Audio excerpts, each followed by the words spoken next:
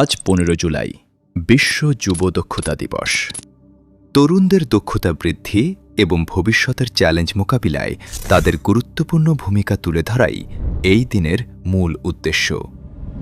আজকের বৈশ্বিক অর্থনীতিতে টিকে থাকতে হলে কেবল প্রথাগত শিক্ষার ডিগ্রি যথেষ্ট নয়, বরং কারিগরি ও আধুনিক প্রযুক্তিতে দক্ষ হওয়া এখন সময়ের দাবি। বিশ্বজুড়ে তরুণ প্রজন্মের সামনে থাকা বেকারত্বের চ্যালেঞ্জ মোকাবিলায় বাস্তবমুখী দক্ষতার কোনো বিকল্প নেই।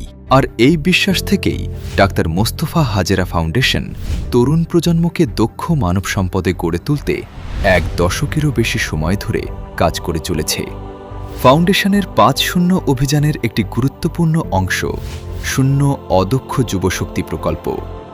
এর আওতায় এখন পর্যন্ত 20,000-এরও বেশি তরুণ তরুণীকে সম্পূর্ণ বিনামূল্যে কম্পিউটার, সেলাই ও ড্রাইভিং সহ বিভিন্ন পেশাভিত্তিক প্রশিক্ষণ দেওয়া হয়েছে, যা চলমান রয়েছে। পাশাপাশি গড়ে উঠছে কারিগরি শিক্ষা কেন্দ্র ও যুব প্রশিক্ষণ কেন্দ্র।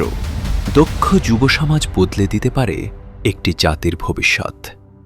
একটি দক্ষ কর্মমুখী যুব সমাজ গড়ার পথে পাশে আছে ডাক্তার মোস্তফা হাজেরা ফাউন্ডেশন।